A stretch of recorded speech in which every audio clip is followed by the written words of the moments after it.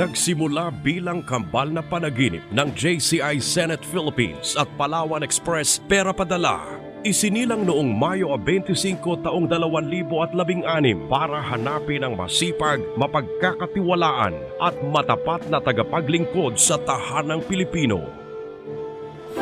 Upang gawaran sila ng parangal sa kanilang tungkuling ginagampanan at 5 sa kanila ang mapalad na mag-uuwi ng parangal sa Kasambahay Kasambuhay. Matapos ang 4 na buwan na pagpupunyagi, matapos tumanggap na mahigit 100 kwento ng buhay, dumating na ang araw ng pagpapasya. 5 natataking kasambahay, mga kasama natin sa buhay, ang kikilalanin at paparangalan. Bawat isa, hindi kukulangin sa 10 taon ang paglilingkod sa pinagsisilbihang tahanan. Narito ang kwento ng kanilang buhay. Dumating po ako dito, 16 pa lang po ako. Kasi po hindi naman ako mapaaral ng magulang ko dahil wala naman tumutulong sa amin. Kaya po akong nagsikap. Ang aking pong amo si Jacinta Yu Constantino. 47 years na po ako dito. Ako po naglalaba, nagpaplansa, naglilinis, lahat-lahat na po nag-aalaga sa kanya. Kaya po ako pumasok na kasambahay kasi po para makatulong sa pamilya at saka makapag-aral yung mga kapatid ko. Halos po lahat sila high school. Yung isa po nakatapos ng nutritionist sa UST. Siya po yung talagang nakatapos ng college. Pero nagkasakit naman po siya eh. Kaya po yun ang tinutulungan ko. Kaya po ako nagsikap para sumali o dyan, makatulong ko sa kanya talaga. Kasi po matagal na siyang hindi nakakalakad pa po. Naoperahan siya sa ulo na may tumor ho siya eh. Hanggang ngayon po, pinapagamot ko pa. Kaya kailangan ko pa ho talaga ng dagdag income mo. Kaya nung nakita ko po yun sa Inquirer, porsigido po akong sumali po. Nabasa ko po sa dyaryo na mayroon pa contest na ganyan. Binasa ko, sabi ko sa amo ko, qualified po ako dito ah. Tapos sabi ko, nabasa ko rin na kailangan kumuha ng form sa Palawan Express. Pumunta po ako, tapos may question no doon, sinagot po, sinabmit ko po sa kanila. Ang gusto ko po sana kung nakapag-aral ako maging teacher ho, kasi po mahilig ako magturo ho. Kahit hindi ko ka mag-anak, kung may alam po ako, tinuturuan ko po sila. Natapos ko lang po grade 6, kaya po ako ay nagsikap para mapaaral yung mga kapatid ko para hindi sila magaya sa akin. Hindi ko lang po makalimutan nung nagkasakit ako dahil hirap na hirap po ako nung nagkaroon ako ng breast cancer. Kaya buti na lang po nandyan sila na tumutulong sa akin lahat sa gastos o moral support po. Yun po, malaking bagay sa akin na hindi ko makalimutan na tinulungan nila ako. Tapos in 5 years na gamot ko, pinoprovide din nila lahat po yun. Kaya salamat po sa Diyos, gumaling po ako sa tulong po nila hanggang ngayon po. Kaya cancer survivor po ako. Tapos po yung nanay at mga tatay ko, yung nanay ko po pag pumunta dito rin o tumutuloy. Tapos mga pamangking ko po dito rin o tumutuloy. Hanggang ngayon ho, may kapatid akong dito nakatira. Ako po ay nakatulong po sa pamilya ko ng pinagawa ko sila ng bahay.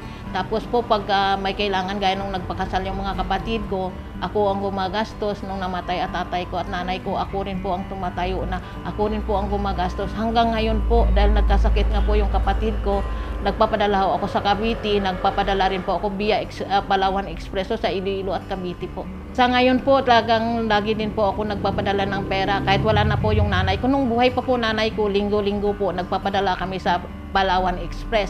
Pero kahit wala na po siya, nagpapadala pa rin po ako doon sa mga kapatid ko kasi para makatulong naman ako kahit konti po. Ako po ay siguro tapos na magnilbihan pagka wala na po yung amo ko. Uwi na po ako sa amin. May mga kapatid pa naman po ako eh. Siguro panahon na ho magsabi kung kailan ako aalis dito. Nagpapasalamat po ako sa mahal na Panginoon, sa Palawan Pawn Shop, sa Palawan Express Pera Padala, sa GCI Senate na mayroon silang programa ganito na sa mga kasambahay. Marami po silang matutulungan na kagaya ko. Maraming salamat po.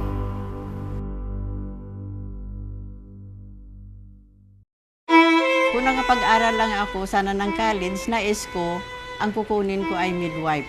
Ang tumulak sa akin, mamasukan bilang kasambahay, hindi naman ako makapag-aral ng college dahil wala kaming pera.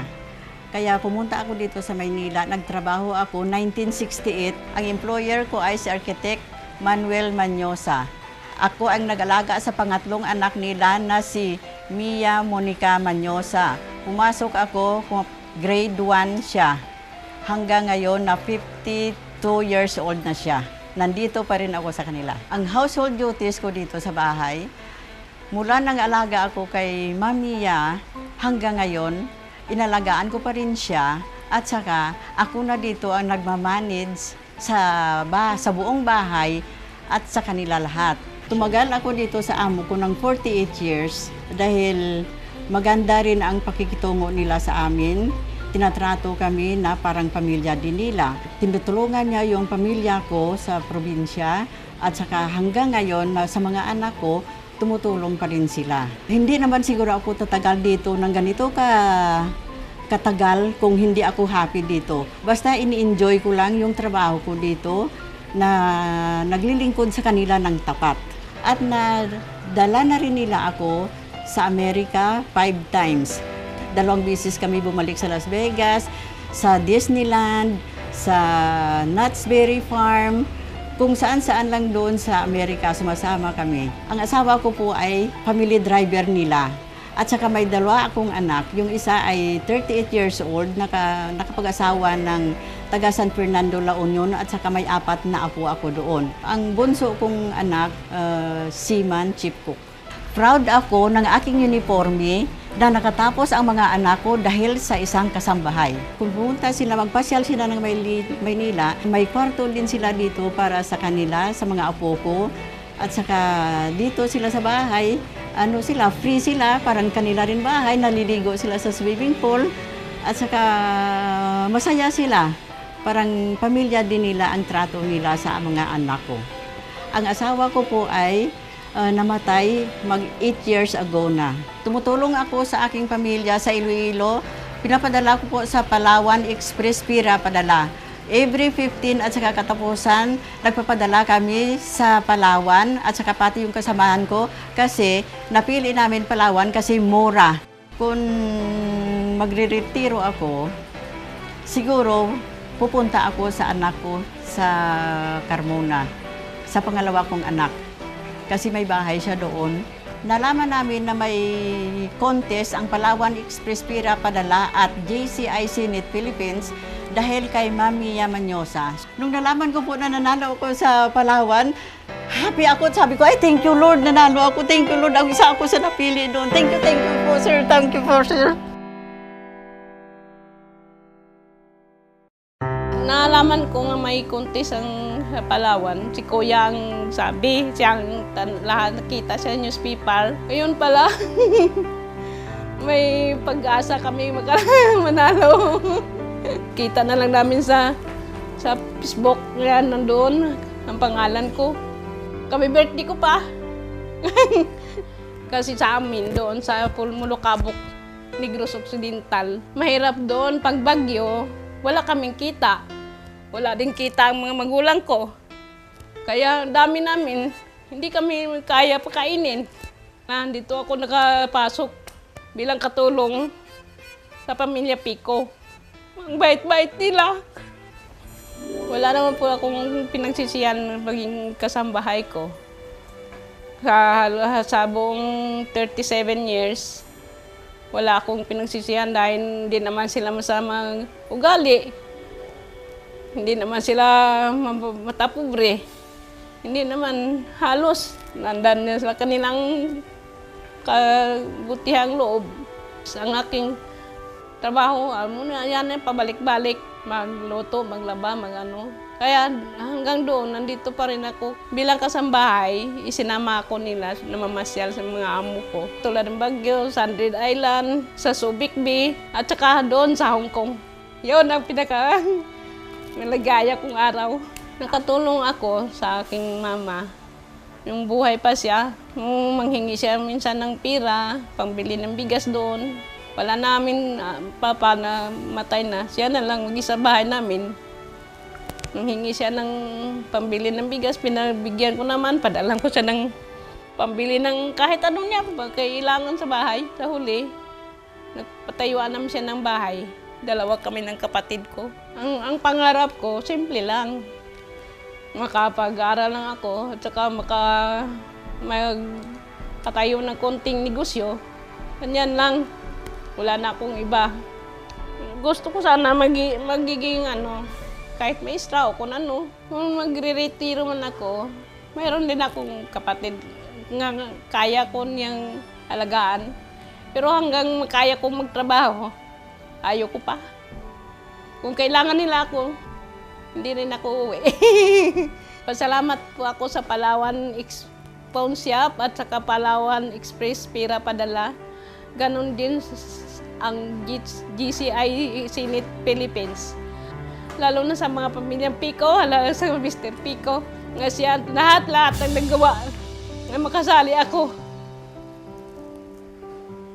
At salamat sa lahat-lahat ng tinulong nila sa akin.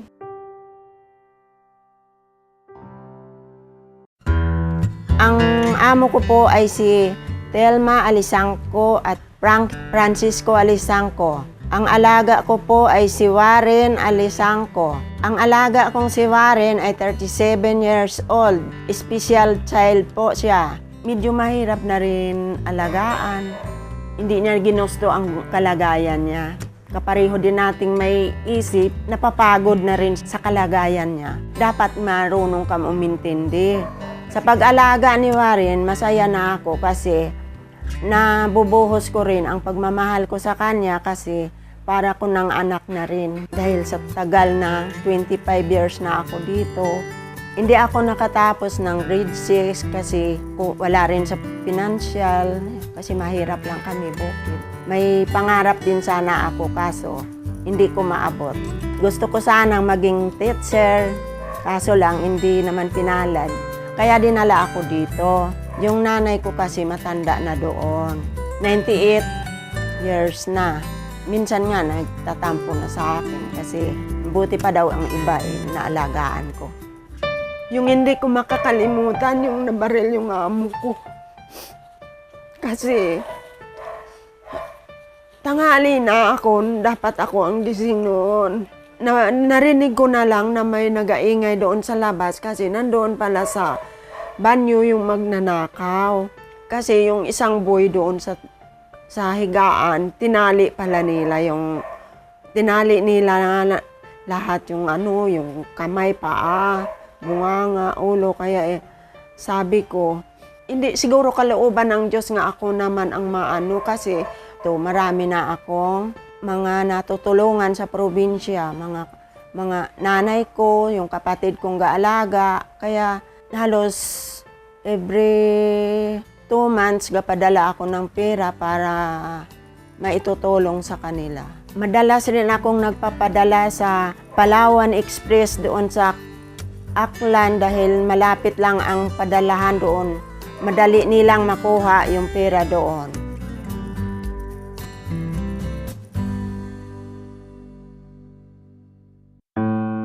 Nagsimula akong manilbihan 1961 kina Pamilya Gonzales hanggang doon sa anak nila na pinalaang ko. Sinamahan ko sa pag-aaral sa Maynila. Nung mag-aaral siya dito sa Maynila, na ako'y nasa kanila, sabi sa akin, sasamahan mo ba ako sa Maynila? Sabi ko naman, oo, kung mag-aaral ka, mabuti. Pero kung hindi ako sasama sa iyo. Sabi sa akin, oo naman, mag-aaral ako mabuti. Sabi ko, hindi mabuti, tayong dalawa yung mga Maynila. Yung mga anak niya ay aking inalagaan nung siya makapag-asawa. Yung kanyang mga apo, inaalagaan ko pa rin. Ang aking pong gawain dito ay all around. Magluto, maglaba, maglinis ng bahay, mag-alaga ng mga bata. Nakita ko yung nanay ni Atty. Nung siya maliit pa. Mabait yung kanilang pamilya. Sabi ko pwede bang ako dito na sa inyo muna? Sabi, oo. Kailangan namin ng kasama, mag-aalaga ng bata. Ay di, ako nakatuntong naman ako ng isang bayitang sa paaralan. Ako nakasulat lang ng pangalan at nakabasa ng mga yung ano ng bus. Yung mga pangalan ng bus na kung saan pupunta. Kung ako ho ay nakapag-aaral, hindi ako nagloko. Gusto ko sanang maging teacher. Kaya yung mga batang inaalagaan ko, tinuturuan ko ng kabutihan kahit hindi ako nag-aral. Lahat mo ng araw masaya ako eh. Basta kasama ko yung mga bata. Nagkakasundo kami. Kasi wala naman ho problema para sa akin.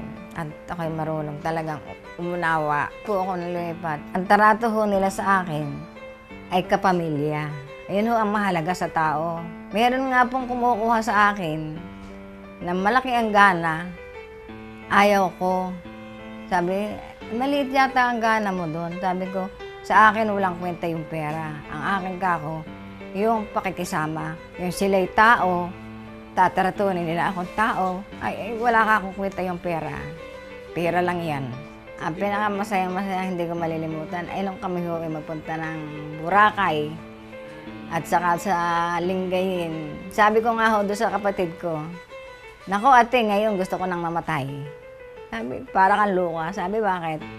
Aba, naranasan ko na akong sumakay sa lahat ng transportasyon. Sumakay ako ng eroplano. Sumakay na ako ng barko. Ay, wala na ako kumahilin. Naranasan ko na ako mabuhay mayaman. Kasi ako naging bisita ng mayaman. Gayon pa lang ako mayaman. Pag nasa harap ng mesang kainan, kumpleto na doon. Hindi ka natatayo.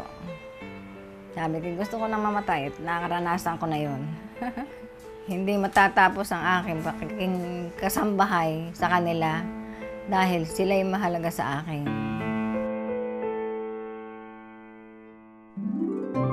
Congratulations to the winners mula sa pinagsamang lakas ng JCI Senate Philippines at Palawan Express Pera Padala. Ang bawat isa ay tatanggap ng 50,000 pesos in cash.